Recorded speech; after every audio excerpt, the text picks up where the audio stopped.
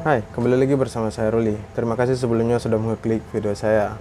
Mohon juga like, komen, dan tentunya subscribe agar channel ini semakin berkembang dan videonya semakin berkembang di setiap penguploadannya. Di video kali ini saya akan menceritakan tentang legenda dari Raja Kokain dunia. Siapa lagi kalau bukan Pablo Escobar. Bernama lengkap Pablo Emilio Escobar Gaviria, lahir di Rio Negro, Kolombia 1 Desember 1949. Ia dibesarkan di Medellin, kota kedua terbesar di Kolombia. Terlahir dari pasangan ayah bernama Abel de Jesus dari Escobar Echeverri yang bekerja sebagai seorang petani. Ibunya bernama Hemelda de los Dolores Gaviria Barrio, seorang guru sekolah dasar. Abangnya, Roberto Escobar, menuliskan dalam bukunya yang berjudul Escobar The Inside Story of Pablo Escobar, The World's Most Powerful Criminal. Sejak kecil, adiknya ini memang ingin menjadi orang kaya. Ia selalu berkata kepada orang tuanya, "Tunggu sampai aku dewasa, Mama. Aku akan memberikan semuanya untukmu. Saat umurku 20 tahun, aku akan punya uang jutaan dolar. Dan bila aku gagal, aku akan bunuh diri."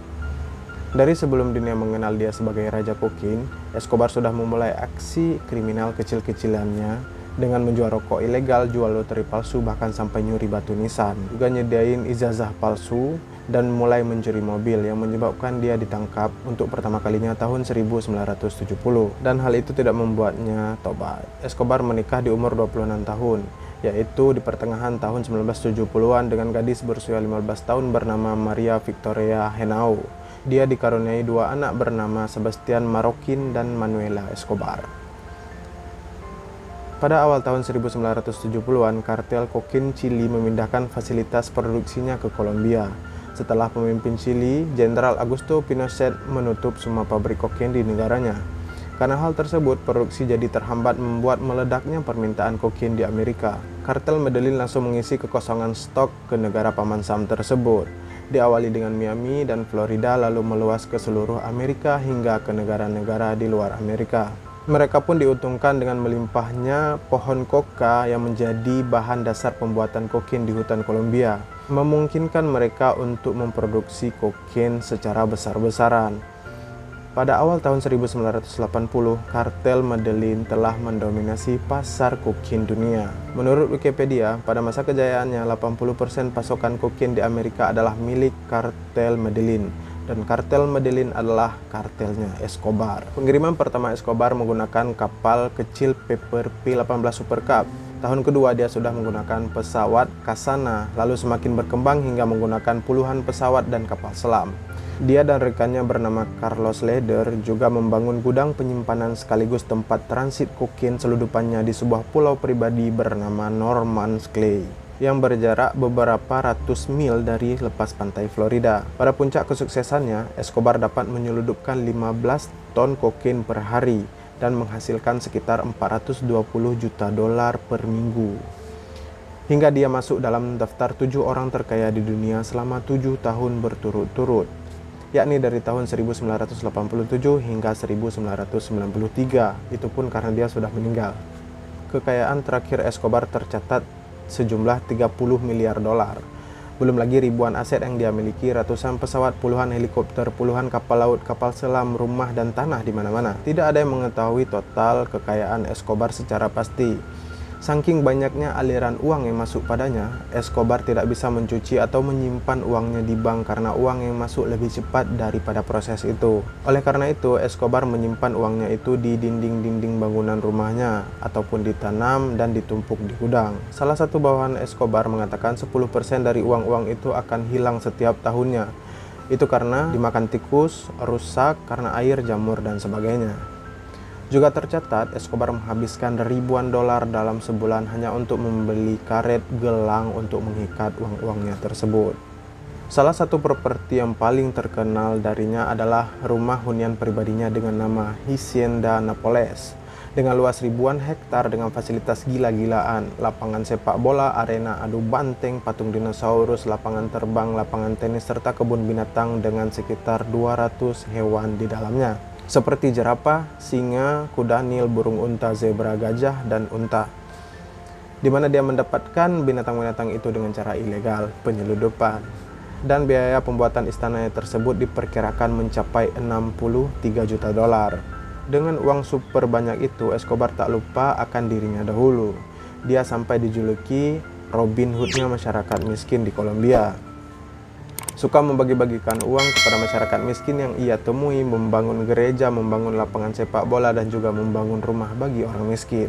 Pada tahun 1982, Escobar mencalonkan diri menjadi anggota parlemen dan terpilih menjadi bagian dari Liberal Alternative Movement yang bergerak dan bertanggung jawab membangun fasilitas masyarakat seperti klinik, sekolah, fasilitas olahraga, serta infrastruktur bagi masyarakat menengah ke bawah, yang membuat dia semakin dicintai. Sayangnya 2 tahun kemudian Escobar mengundurkan diri setelah Menteri Kehakiman Kolombia Rodrigo Lara membeberkan bukti-bukti bisnis kotornya, serta jurnalis bernama Guillermo Cano terus menulis sepak terjang Escobar di koran. Namun tak menunggu lama, Lara langsung dieksekusi anak buah Escobar dengan rentetan senapan saat berada di dalam mobilnya dalam perjalanan pulang. Dan beberapa tahun kemudian pun Cano pun ikut ditembak. Setelah keluar dari parlemen, Escobar langsung ditetapkan sebagai pengedar obat bius terbesar di Kolombia. Bisnis Escobar tidak dijalankan seperti menjual bahan kelontongan. Bisnisnya ini diwarnai dengan penyuapan anggota parlemen, hakim, polisi, dan pejabat-pejabat negara lainnya. Kalau masalah bunuh-membunuh, jangan ditanya lagi, namanya juga udah Raja Kokin. Dikabarkan dia bertanggung jawab atas kematian ratusan hakim dan polisi, ribuan masyarakat sipil termasuk saingan bisnis, jurnalis, para penantangnya, atau orang-orang yang hanya sekedar menyuarakan penolakan terhadapnya. Pada tahun 1980-an, Kolombia berubah menjadi ibu kota kokain dunia. Kokain yang terus masuk ke Amerika melibatkan transaksi jutaan dolar membuat perekonomian negara tersebut menjadi goyang. Hal tersebut memicu terjadinya lonjakan kriminal yang tinggi di sana, membuat pemerintah Amerika mulai serius mengincar Escobar. Dengan membentuk satuan khusus anti narkoba menggabungkan DEA, FBI, dan ATF, serta agen-agen federal lainnya. Namun hal itu tidak membuat tahta Escobar begitu goyang, mengingat guyuran dana pelicin juga kebrutalannya membuat siapa saja akan berpikir ratusan kali untuk melawannya. Hanya satu hal yang membuat Escobar goyang, yaitu undang-undang ekstradisi, di mana setiap orang Kolombia yang terbukti melakukan kejahatan dan melanggar hukum Amerika akan ditangkap dan diproses hukum di Amerika. Escobar berupaya menghindari proses tersebut dengan berbagai cara. Escobar menawarkan pelunasan hutang negara Kolombia yang berjumlah 10 miliar pada saat itu, tapi pemerintah menolak. Tentunya, cara lembut tidak berhasil. Escobar mulai memojokkan pemerintah Kolombia dengan kebrutalannya. Tercatat ribuan bom mobil telah diledakkan atas perintah Escobar dan merenggut ribuan nyawa, serta dikabarkan mendanai gerakan pemberontak M19 untuk menyerang Mahkamah Kolombia. Hal ini membuat Mahkamah Agung Kolombia tidak ada pilihan lain selain mencabut undang-undang ekstradisi tersebut. Menjelang pemilu tahun 1990, calon presiden Luis Carlos Galán yang difavoritkan akan menang sangat pro terhadap pemberantasan narkoba. Sampai-sampai salah satu isi dari kampanyenya adalah mengembalikan undang-undang ekstradisi. Lagi-lagi di kampanyenya tahun 1989, Galán ditembak mati oleh anak buah Escobar. Sang wakil yang bernama Cesar Gaviera dengan membawa ideologi Galán bersamanya juga menjadi incaran Escobar. Seperti biasa, Escobar tidak tinggal diam. Dia sampai meledakkan sebuah pesawat penumpang bernama Avianca karena mendapat info Cesar akan menaiki pesawat tersebut. Belum naas, Cesar membatalkan penerbangannya. Nyawanya selamat, namun tidak bagi para penumpang pesawat tersebut. 101 penumpang termasuk awak kapal dan 3 orang di darat juga ikut menjadi korban. Cesar tetap melanjutkan percalonan dan berhasil menjadi presiden. Pada pertengahan tahun 1991, pemerintahan Kolombia mengadakan vote untuk ditetapkannya kembali undang-undang ekstradisi.